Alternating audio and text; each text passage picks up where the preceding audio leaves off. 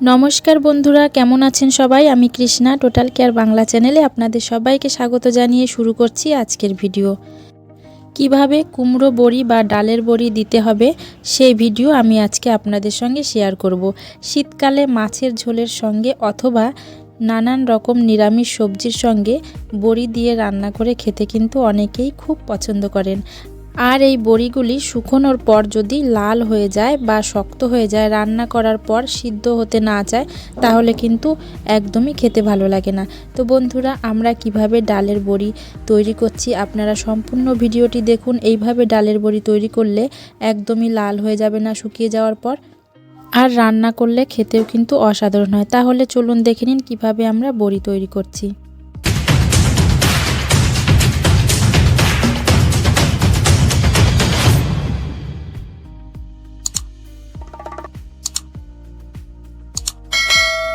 ডালের বড়ি তৈরি করার জন্য আমরা এখানে 2.5 কিলো ডাল নিয়ে নিয়েছি। এই ডালটিকে কেউ কেউ বিউলির ডাল বলে থাকেন, আবার কলাইয়ের ডালও বলে থাকেন। প্রথমে ডালগুলো ভিজিয়ে রাখতে হবে প্রায় 7 থেকে 8 ঘন্টা। আপনারা যদি সারা রাত ভিজিয়ে রাখতে পারেন তাহলেও ভালো হয়। আমরা 6 থেকে 7 ঘন্টা মতো ভিজিয়ে রেখে দেব। তারপর ভালো করে পরিষ্কার জলে ডালগুলো ধুয়ে নিতে হবে। কালো খোসাগুলো যাতে বেরিয়ে যায় সেইভাবে ধুয়ে নিতে হবে। তারপর বাদবাকি যে কালো খোসাগুলো আছে সেইগুলো কিন্তু একটা একটা করে বেছে পরিষ্কার করে নেব। কালো খোসাগুলো থেকে গেলে বড়ি বানানোর পর দেখতে ভালো লাগে না আর লালচে হয়ে যায়। ডালগুলো ভালো করে বেছে নেওয়া হয়ে গেছে। এবার কুমড়ো কেটে নিতে হবে। একদম পাকা চাল কুমড়ো কিন্তু লাগে বড়ি বানানোর জন্য। চাল কুমড়ো ছাড়াও বড়ি দেওয়া যায়, কিন্তু আমরা চাল কুমড়ো দিয়ে বড়ি তৈরি করব। চাল কুমড়ো দিয়ে বড়ি তৈরি করলে খেতে খুব ভালো হয়। প্রথমে চাল কুমড়োগুলো খোসা ফেলে আর ভেতর থেকে দানাগুলোও ফেলে দিতে হবে। 2.5 কিলো ডালের মধ্যে আমরা 2টো বড় সাইজের চাল কুমড়ো নিচ্ছি। একটা কুমড়ো কেটে নেওয়া হয়ে গেছে, আরও একটা কুমড়ো কেটে নেব। 2টো কুমড়োই কেটে নেওয়া হয়ে গেছে। ভালো করে ধুয়ে পরিষ্কার করে নিতে হবে।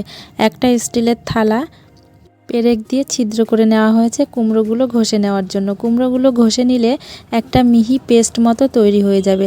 সবগুলো কুমড়ো প্রথমে এইভাবে ঘষে নিতে হবে। কুমড়োগুলো ঘষে নেওয়ার পর দেখুন কেমন মিহি পেস্ট তৈরি হয়ে গেছে। এর মধ্যে অনেকটা জল আছে। একটা সুতির কাপড়ের মধ্যে এবার এইগুলো ঢেলে নিয়ে ছেঁকে নিতে হবে জলটা। এইভাবে কিন্তু জলটা ভালোভাবে নিংড়ে নিতে হবে, একটুও যেন জল না থাকে কুমড়োর মধ্যে।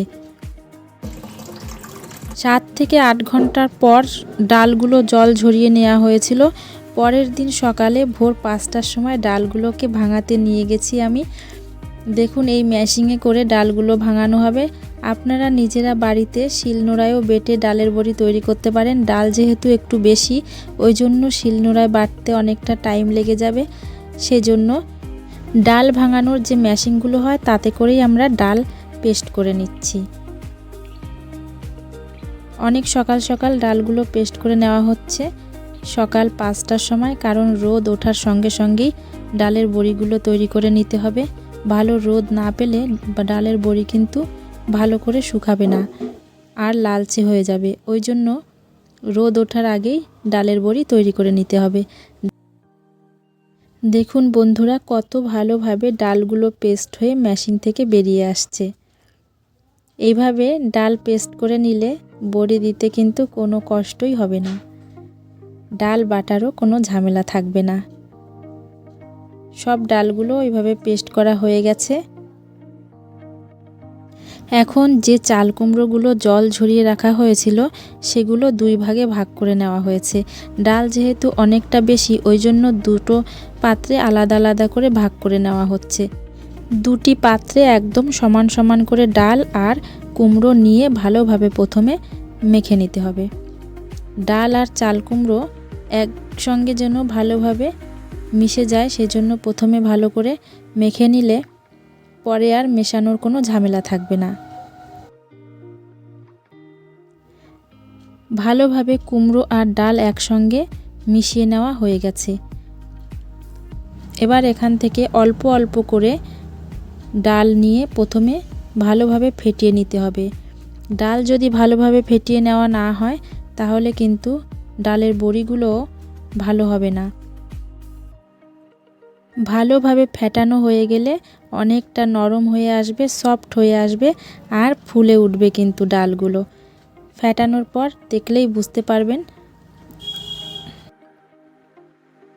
কিছুক্ষণ ফেটিয়ে নেওয়ার পর যদি টাইট থেকে যায় ডাল, তাহলে অল্প অল্প করে একটু জল মিশিয়ে নিতে হবে, তারপর আবার ভালোভাবে ফেটিয়ে নিতে হবে।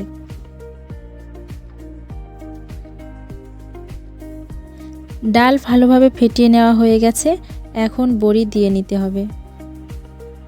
বড়ি দেওয়ার জন্য আমরা এখানে একটা নেট নিয়ে নিয়েছি। এর উপরে বড়িগুলো দিলে কাপড় পেতে নেওয়ার কোনো ঝামেলা থাকে না, আর রোদে শুকানোরও কোনো ঝামেলা থাকে না। এরকম একটা কাঠের উপরে নেট দিয়ে তৈরি করে নেওয়া হয়েছে বড়ি দেওয়ার জন্য।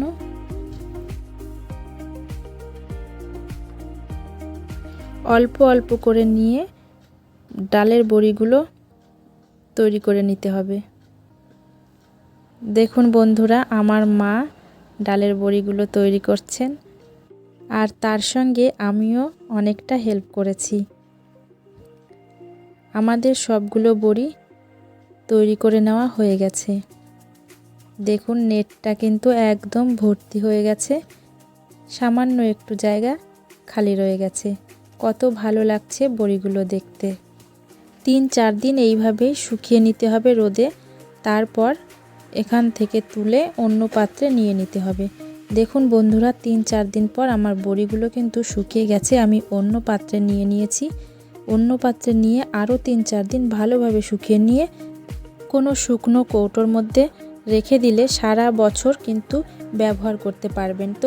তো বন্ধুরা, আমার ভিডিওটি আপনাদের কেমন লেগেছে কমেন্টের মাধ্যমে অবশ্যই জানাবেন। আর আপনারাও এইভাবে বড়ি তৈরি করে খেয়ে দেখবেন, অসাধারণ হয় খেতে। আর রান্না করার পর কিন্তু শক্ত হয়ে যায় না, আর বড়ি তৈরি করার পর লালও হয়ে যায় না। বন্ধুরা, আমার ভিডিওটি ভালো লাগলে একটি লাইক করবেন, শেয়ার করবেন, আর আমার চ্যানেলটিকে সাবস্ক্রাইব করতে ভুলবেন না কিন্তু। পাশে থাকা বেল আইকনটি অন করে রাখুন, যাতে আমার দেওয়া নতুন নতুন ভিডিও সবার আগে আপনাদের কাছে পৌঁছে যায়। সবাই ভালো থাকবেন, সুস্থ থাকবেন। ধন্যবাদ।